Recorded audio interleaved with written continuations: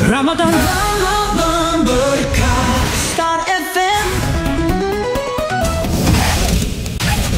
Assalamualaikum warahmatullahi wabarakatuh. 102,6 FM Saturasi sore, satu kata perubahan pasti selalu di hati. Sahabat Star FM mengudara dari studio 1 lantai 2 gedung Star FM di Jalan EMD Lahan Penyambungan. Pagi Madinah pagi. Selamat pagi sahabat Star FM. Selamat bergabung di program acara Ramadan Berkah. Kita hadirkan di program spesial Ramadan Berkah, berbagi kebahagiaan bersama Star FM. Dan seperti biasa sahabat Star FM, dari Senin sampai Jumat kita menghadirkan narasumber yang luar biasa di program Ramadan Berkah, berbagi pengetahuan dengan kita sahabat Star FM tentunya. Hari ini kita kedatangan narasumber, ada Bapak Muhammad Iqbal. Assalamualaikum Bapak. Waalaikumsalam warahmatullahi wabarakatuh. Gimana kabar hari ini Pak? Alhamdulillah sehat. Alhamdulillah luar biasa sekali ya. Makasih banyak Pak sudah hadir di Star FM, berbagi pengetahuan dengan kita, atau mungkin sharing tentang, hari ini kita bakal bahas tentang puasa lisan nih sahabat Star FM. Karena memang di bulan puasa banyak sekali yang harus kita jaga. Bukan hanya puasa menahan makan, minum, tapi banyak sekali yang harus kita puasakan gitu ya. Iya, seperti tema kita hari ini Pak, puasa lisan. Kenapa sih penting banget gitu untuk menjaga lisan saat Ramadan gitu? Baik, lisan ini, oke, saya mulai dulu ya. Bismillah, alhamdulillah, salatu wassalamu ala rasulillah. Para pendengar sekalian, dan Mbak siapa namanya? Ismi, Mbak Ismi ya, lupa padahal sering jumpa ya. Oh iya. Mbak Ismi, ya lisan ini adalah juru bicara hati. Jadi lisan itu adalah juru bicara hati. Maka dia, sebagaimana kita mengelola hati, kita juga harus mengelola lidah. Karena sesungguhnya apa yang diucapkan oleh lidah itu adalah gambaran apa yang ada di hati kita. Sayangnya hati itu nggak bisa ngomong. Iya. Gitu. Maka diciptakanlah lidah sebagai juru bicaranya. Maka selama ini kita sering mendengar menjaga hati, membersihkan hati, mensucikan hati. Ya juru bicaranya juga harus harus sinkron dia antara lisan dengan hati gitu. Kemudian bahwa banyak orang yang sanggup menjaga pandangan, banyak orang yang sanggup menjaga telinga, tetapi banyak juga yang di antara itu banyak yang justru tidak sanggup menjaga lisan gitu. Banyak orang yang sanggup taqumul lail, ya, melakukan tahajud sepanjang malam, tasumun nahar, menjalankan puasa di siang hari. Ini kasus yang diadukan kepada Rasul Shallallahu Alaihi Wasallam. Satu ketika para sahabat bingung nih, ada sosok perempuan yang mereka kalau melihat malam itu, sepanjang malam si ibu ini melakukan munajat, melakukan tahajud, melakukan tilawah. Kalau siang hari nggak pernah ketinggalan puasanya, orangnya baiklah secara ritualitas keagamaannya luar biasa. Tapi ada satu kebiasaan beliau ini yang membuat mereka ragu dengan status ibadahnya, yaitu watu'dzi jiran. Lidahnya tajam, lidahnya suka menyakiti tetangga. Jadi sehingga mereka ini seperti apa ini? Apakah pahala tahajudnya, munajatnya, tilawahnya, puasa sepanjang harinya itu mampu menghapuskan dosa lidahnya yang tajam, atau sebaliknya lidah yang tajam ini justru akan menghanguskan pahala munajat sepanjang malam, pahala puasa sepanjang hari? Nah, untuk menghakimi ini mereka nggak punya kapasitas keilmuan, maka mereka mengadu kepada Rasulullah SAW. Mereka kembalikan persoalan ini kepada Rasul. Ya Rasul, ini taqumul lail, inna fulanatan taqumul lail wa tasumun nahar. Ini ada seorang perempuan sepanjang malam beribadah, sepanjang siang berpuasa. Tapi watu'dzi jiran bilisaniha, dia sangat suka menyakiti tetangga dengan lidahnya. Maka bagaimana status orang seperti ini? Mereka ragu. Ini kalau cerita orang kampung kita ini, malaikat pun mungkin bertengkar dengan setan ini dicatat sebagai orang baik atau orang yang tercela gitu. Orang yang tercela. Satu malaikat ya ini sepanjang malam beribadah, sepanjang siang berpuasa gitu. Datang iblis enggak, tapi lidahnya tajam gitu kan. Maka para sahabat pun bingung. Namun sangat-sangat menarik ketika jawaban Rasulullah apa? La khaira fiha. Rasul menjawab, tidak ada kebaikan di dalam diri perempuan tersebut. Artinya Mbak Ismi, ibadah yang sepanjang malam itu, puasa yang sepanjang hari itu akhirnya hangus pahalanya, terkikis pahalanya karena lidah yang tajam. Ya, itu cuman gara-gara omongan aja bisa menghapuskan beberapa amalan yang udah dilakukan ya Pak ya? Benar, makanya itulah topik kita hari ini, puasa lisan. Jadi harapan kita memahami jangan sampai hanya puasa kita ini sekedar menahan lapar dan dahaga, tetapi juga harus mampu mempuasakan lisan. Jadi karena gini, kalau di zaman Bani Israel masa Nabi Isa dan sebelumnya itu, kita kan sudah menjadi pengetahuan umum ya Mbak Ismi bahwa puasa itu kan ibadah yang sudah ada dari zaman dulu, dari sebelum Islam yang dibawa Muhammad SAW, ya, kama kutiba alal ladzina min qablikum gitu kan, sebagaimana puasa itu sudah diwajibkan dengan umat-umat sebelum kamu. Nah, ini pada masa Isa alaihissalam syariat puasa itu juga sudah ada, bahkan puasa pada saat itu tidak terbatas pada menahan lapar dan dahaga, menahan makan dan minum, tetapi juga menahan puasa bicara. Nah, ini dikisahkan di dalam Al-Quran di surah Maryam itu ketika seorang gadis bernama Maryam ketika itu hamil dengan status masih gadis. Ini cerita kisah yang sudah populer. Tentu adalah riak-riak masyarakat, tetangga segala macam di kampung itu melihat kenyataan yang mereka tahu dia masih gadis ternyata sudah hamil gitu kan. Dan Maryam ya, perempuan suci yang dimuliakan Allah ini memang atas kehendak Allah hamil tanpa suami gitu kan. Nah, karena tidak tahan dengan omongan-omongan orang, tidak tahan dengan cibiran-cibiran tetangganya, Maryam ini kan kemudian mengungsi keluar kampung. Lalu dia mengatakan karena tidak sanggup mengapa, dia berpuasa.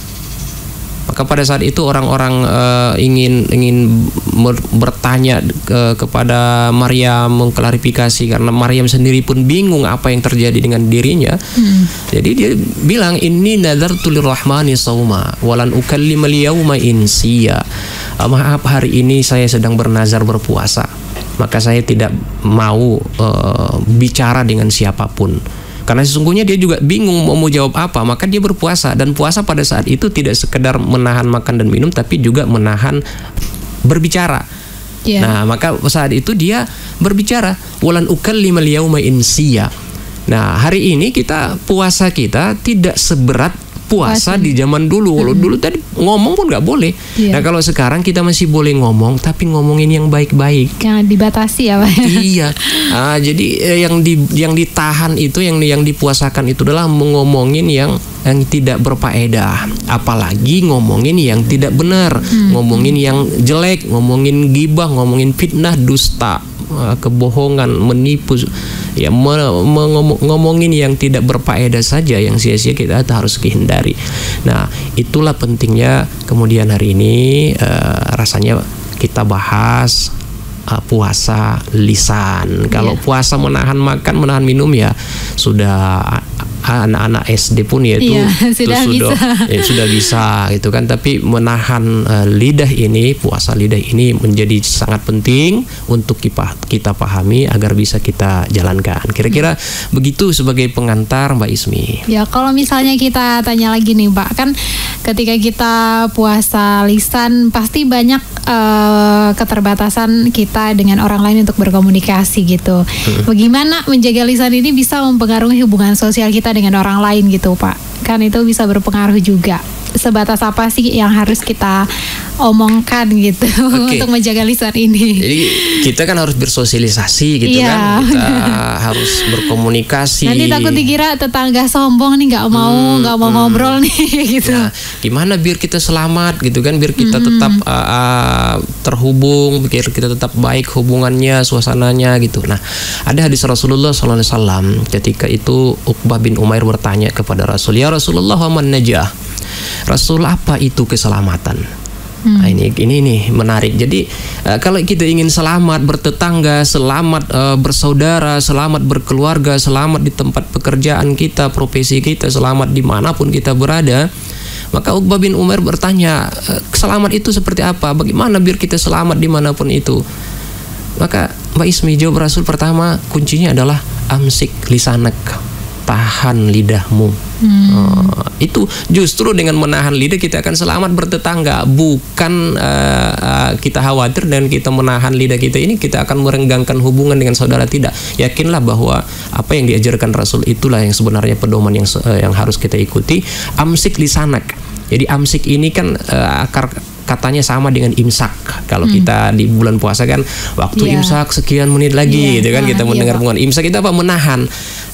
Jadi Rasul secara langsung juga mengatakan amsik lisanak, tahan lidahmu, tahan lidahmu, karena sesungguhnya dengan menahan lidah ini kita akan selamat dari tetangga, selamat dari segala macam, karena pepatah Arab bilang man kathura kalamuhu kathura saqatuhu.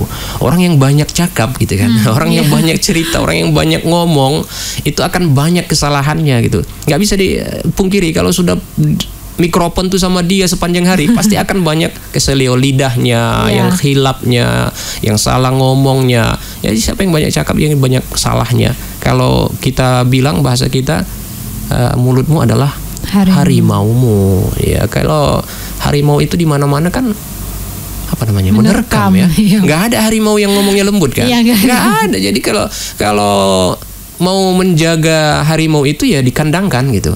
Nggak bisa dididik biar lembut, biar apa gitu. Enggak, yang benar adalah harimaunya dijaga, dikandangkan, dijeruji gitu kan, biar dia bisa dilihat orang. Tapi kalau dia sudah berkeliaran orang takut gitu kan, itu harimau. Nah, mulutmu adalah harimaumu ya, yang benar adalah dijaga. Jangan dikasih keluyuran itu mulut kemana-mana gitu kan.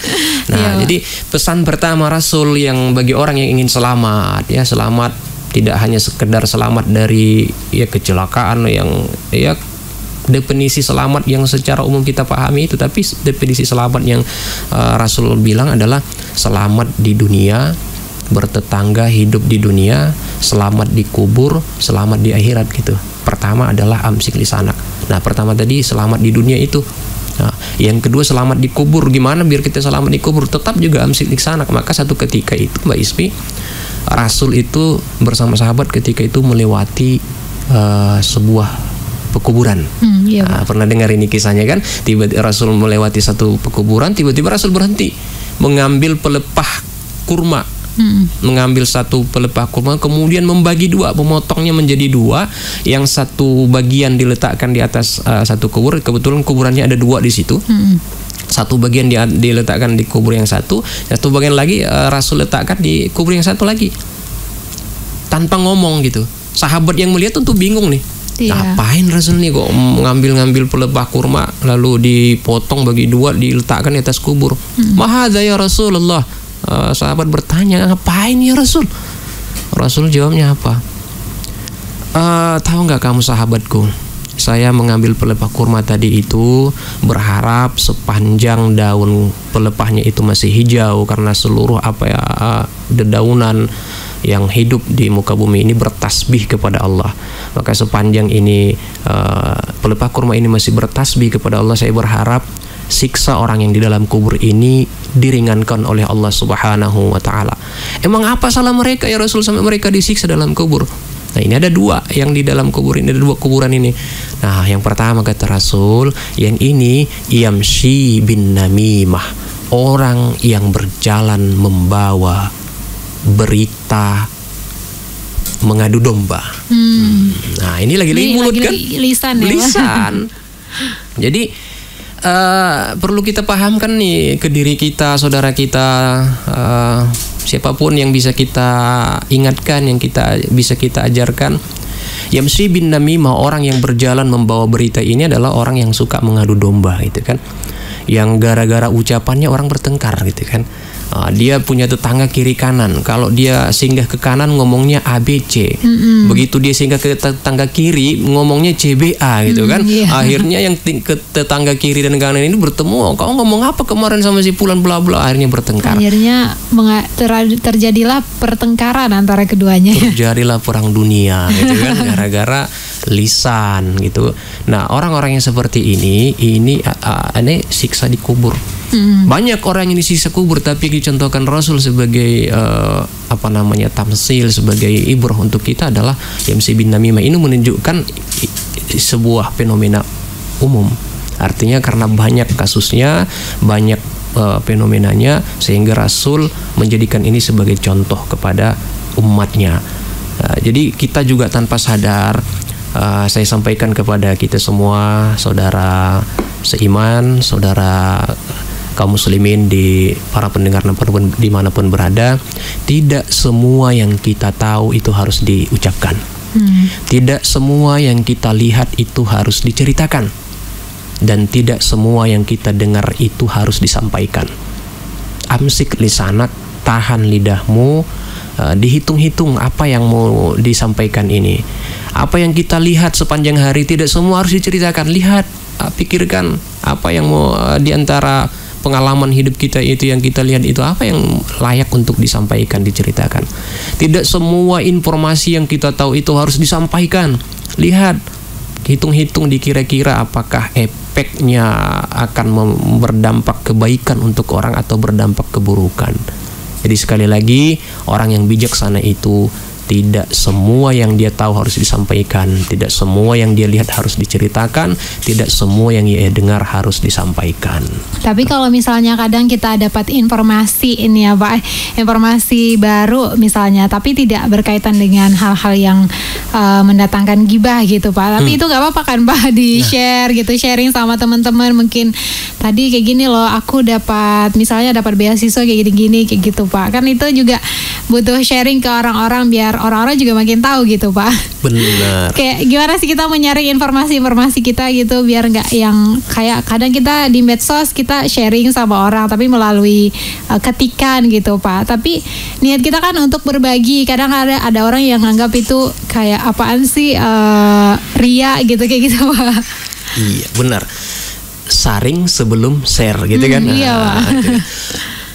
Rasul bersabda, "Man kana yu'minu billahi wal yaumil akhir falyaqul khairan aw liyasmut." Siapa yang beriman kepada Allah dan hari akhirat, amalannya adalah atau indikatornya adalah falyaqul khairan aw liyasmut, maka hendaklah ia mengatakan yang baik-baik saja atau lebih baik ia diam.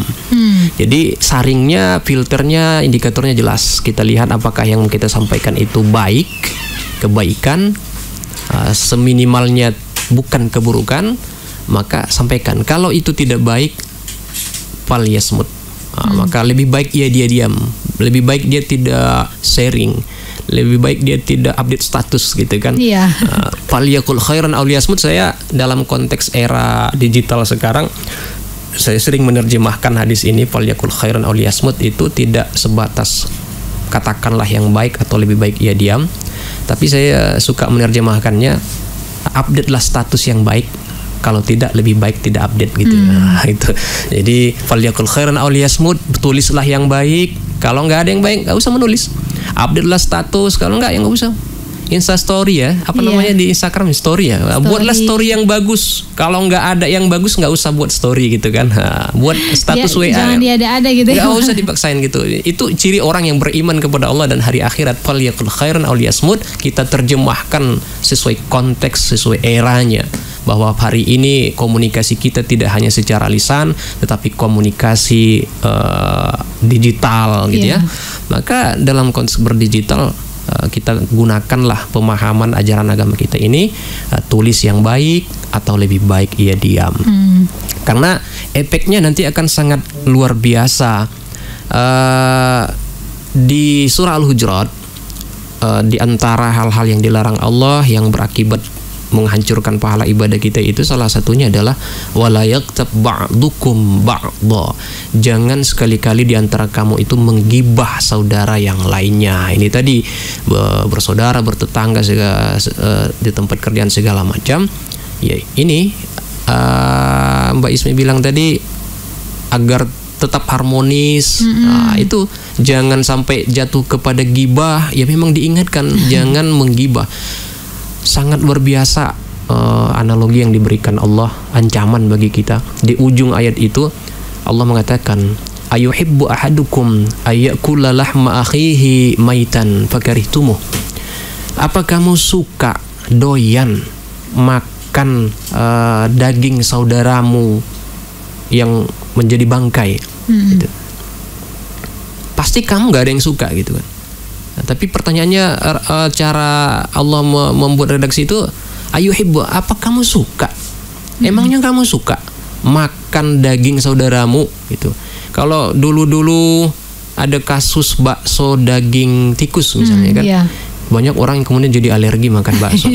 Padahal kasuistik kan, hanya di satu warung misalnya, begitu banyak penjual bakso, ada satu orang yang nakal, yang jahat, bukan nakal lagi ya, jahat itu namanya, mengoplos ya. Sekarang kan lagi musim oplos ya. Iya, banyak mengoplos daging bakso ya, daging sapi menjadi daging tikus gitu kan.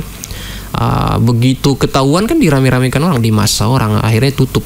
Nah, artinya membuktikan bahwa orang makan daging tikus saja nggak mau gitu kan. Atau yang lebih soft, makan yang lebih halus itu makan bakso daging ayam tiren gitu kan. Tahu Mbak Ismi ayam tiren? Kurang tahu. Ayam tiren itu ayam mati kemarin gitu kan. Ayam tiren itu murah. Dia turun dari pengangkutan itu kan ribuan ekor. Itu nggak hidup semua, udah ada mati di perjalanan. Banyak yang mati di perjalanan, tapi masih nampak segar. Nah, itu orang-orang jahat, pedagang-pedagang jahat itu banyak yang memanfaatkan.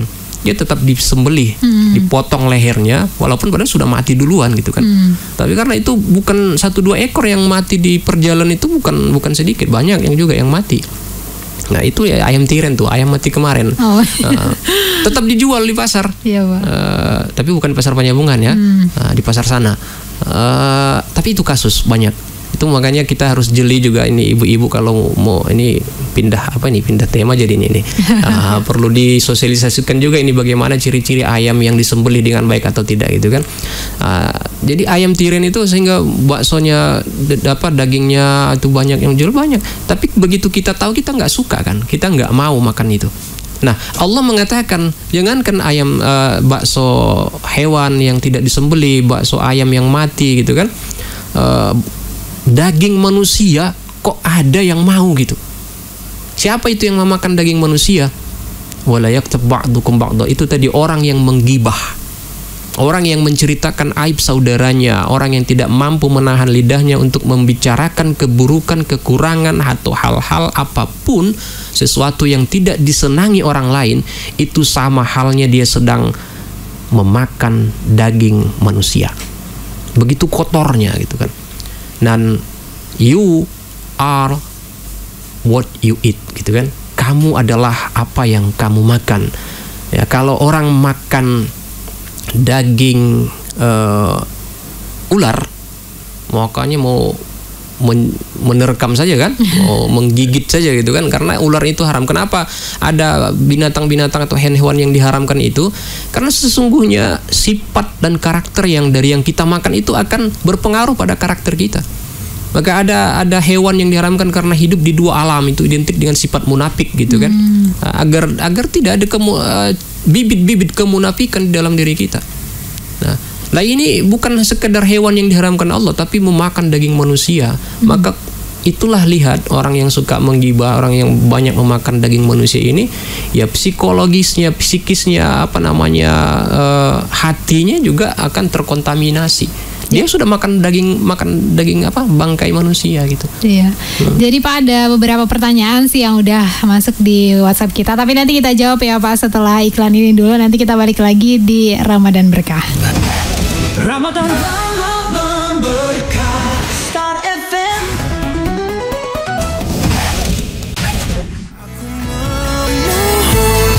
100,6 FM, Saturasi Suara Satu Kata Bermakna Pasti selalu di hati. Sahabat Star FM masih bersama kami di Ramadan Berkah nih. Sahabat Star FM masih dengan Pak Iqbal di sini. Dan ada beberapa pertanyaan tadi Sahabat Star FM, mungkin buat kamu yang masih pengen nanya ya seputar tema kita hari ini, puasa lisan. Karena memang di puasa kita harus banyak menjaga lisan ya Sahabat Star FM, biar nggak kadang kalau nggak dijaga tuh bisa aja batal puasanya. Bener nggak sih Pak? Pahala puasanya. Pahalanya ya, kalau puasanya enggak ya. Pahala puasa itu yang harus dipahami, ada yang membatalkan puasa, ada yang membatalkan pahala puasa. Kalau di masa Bani Israel dulu ya ngomong yang tidak benar itu ya membatalkan puasanya, karena mereka puasa itu tidak sekedar menahan makan dan minum, tapi juga menahan berbicara gitu. Kalau kita enggak gitu, tapi menahan dari berbicara yang tidak benar gitu. Ke pertanyaan tadi nih Pak dari Bang Heru di Berkah Sembako Sentral Pasar Baru nih, mungkin sesuai dengan pengalaman pribadi ini ya. Gimana sih Pak caranya menyikapi punya tetangga yang sirik gitu, atau kalau di Mandailing tuh namanya bingka-bingka Pak. Terus ada satu lagi pertanyaannya, punya tetangga berjualan di pasar tapi nggak pernah sholat, cuman kalau diingatkan marah gitu. Terus gimana kira-kira tips supaya dia tidak marah? Terima kasih Pak. Mungkin cara komunikasinya gitu ya Pak, yang agak lembut, yang mungkin biar terbuka pintu hatinya. Karena memang yang ngasih kalau ke orang-orang tuh ngasih Pak? Apa itu hikmah? Maksudnya ngasih apa itu?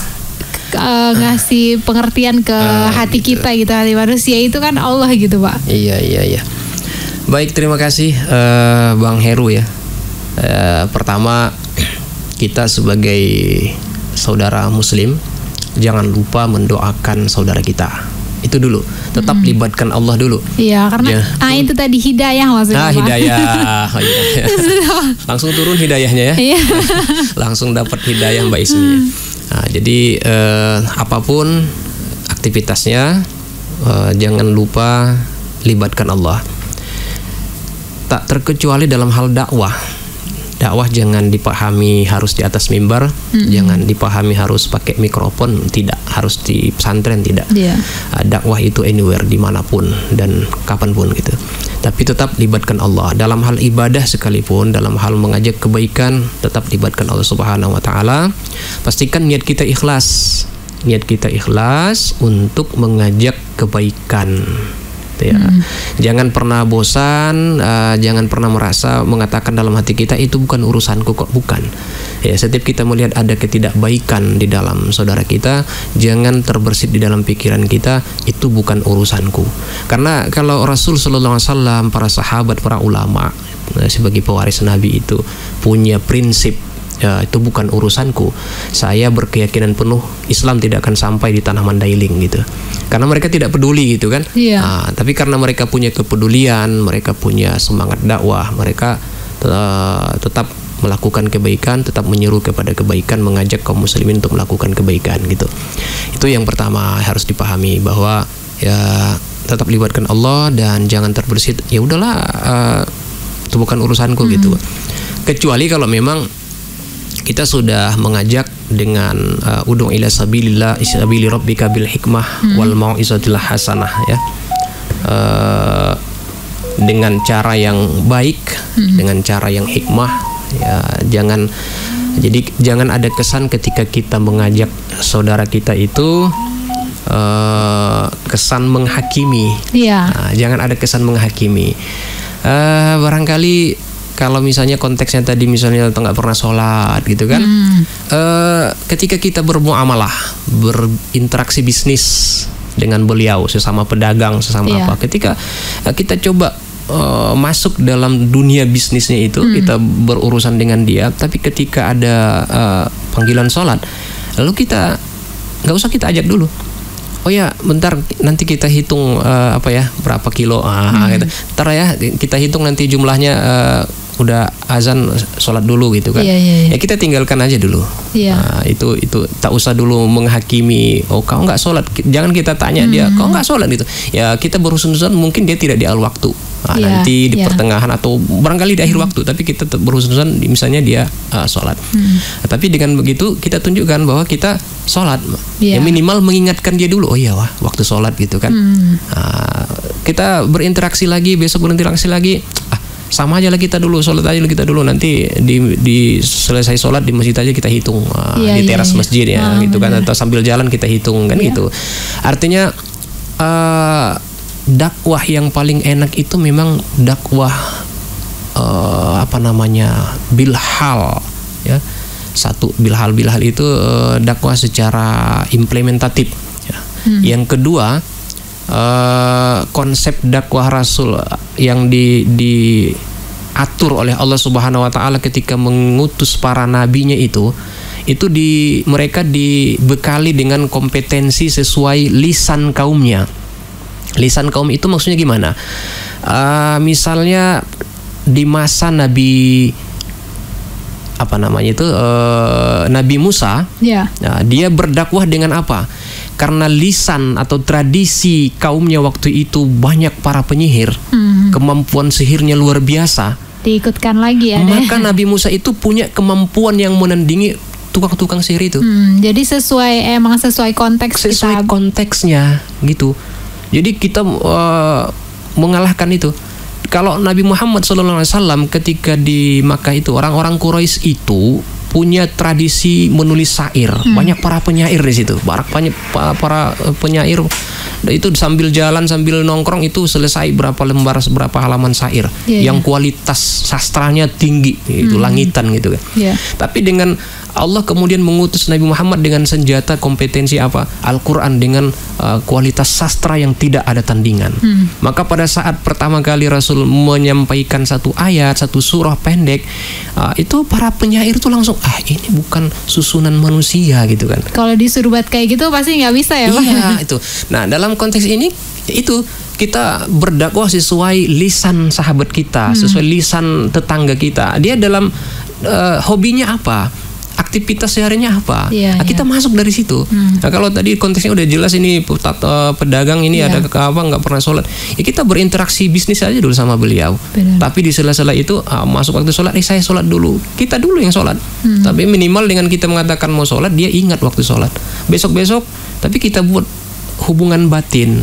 Ya, kita ikat hubungan batin, kita bermuamalah, berbisnis dengan baik. Dia akhirnya senang dengan kita, dia percaya dengan kita, dia membangun citra diri kita sebagai orang yang amanah, pebisnis yang terpercaya.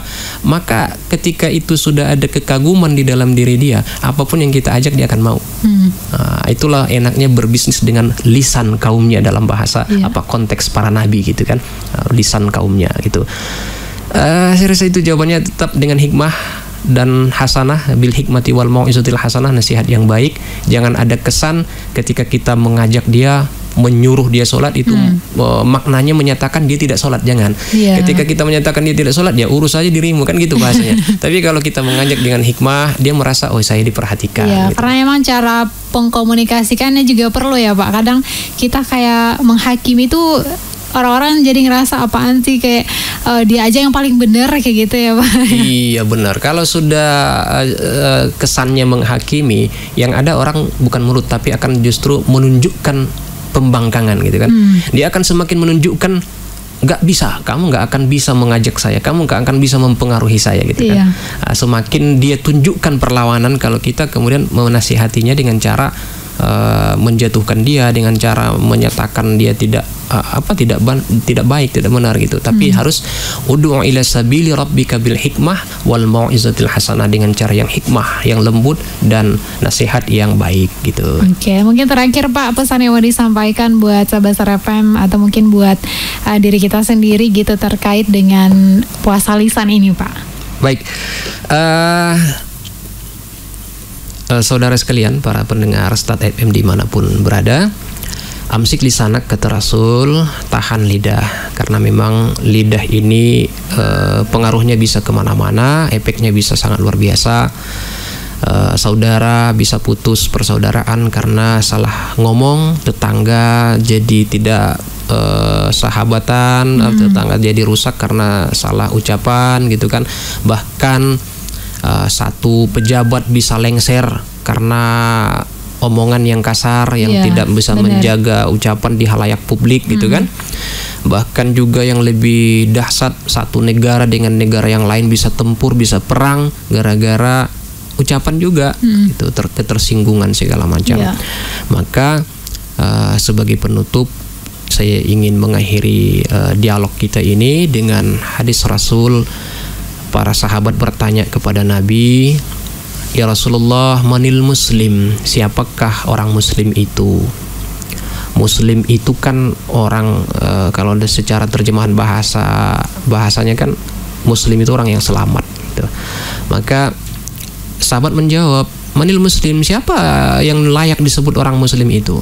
Sahabat bukan tidak tahu bahwa muslim itu ya orang yang sudah mengucapkan 2 kalimat syahadat, yang sudah melaksanakan sholat. Mereka tahu bahwa Islam, orang yang menganut Islam itu disebut muslim, tapi mereka ingin jawaban yang berbeda dari Rasul. Maka jawaban Rasul, Mbak Ismi dan para pendengar sekalian, jawabannya adalah al-muslim, kata Rasul, man salimal muslimuna min lisanihi. Seorang muslim layak disebut muslim ketika orang muslim yang lainnya itu selamat dari lidahnya. Itu man salimal muslimuna min lisanihi, orang yang ketika saudara muslim lainnya itu selamat dari lidahnya, itulah baru orang yang disebut dengan muslim. Jadi kalaupun tadi kasusnya di awal ada orang yang ibadahnya luar biasa tapi lidahnya tajam, sedekahnya banyak tapi menyakitin orang yang dikasih sedekah, suka bersedekah, sudah membayar zakat banyak-banyak tapi suka mengungkit-ungkit gitu. Ya, dia ngasih uang, ngasih THR tapi sambil kau minta THR aja tiap tahun gitu kan. Dia ngasih sambil menyakiti saudara. Ya, itu tadi di awal kita sebutkan, lidah bisa menghancurkan pahala puasa, yang kemudian Rasul mengatakan ya sepanjang kita belum, orang lain belum selamat dari lidah kita, ya tetap bermuhasabahlah, memperbaiki diri, menghitung diri. Ya mudah-mudahan dengan begitu kita selalu dikuatkan Allah, dibantu Allah untuk menjaga lidah kita. Man salimal muslimuna min lisanihi wa yadihi. Baik, barangkali itu Mbak Ismi sebagai penutup dari kami. Mudah-mudahan kita dilindungi Allah Subhanahu wa taala dari hal-hal yang tidak baik, dari hal-hal yang sia-sia, dari perkataan yang menyakiti saudara kita. Kita terus memperbaiki diri, bermuhasabah diri, menjaga lisan kita. Semoga Allah melindungi kita sampai akhir hayat. Amin, amin ya rabbal alamin. Terima kasih banyak Pak sudah sharing bareng kita di Ramadan Berkah. Semoga Ramadan kita berkah ya sahabat Star FM. Dan apa yang udah di-share sama Pak Iqbal bermanfaat untuk kita semuanya. Sampai jumpa sahabat Star FM di Ramadan Berkah di episode berikutnya bersama narasumber dan pembahasan yang menarik lainnya. Terima kasih. Wassalamualaikum warahmatullahi wabarakatuh. Waalaikumsalam warahmatullahi wabarakatuh. Ramadan Berkah, berbagi kebahagiaan. Star FM.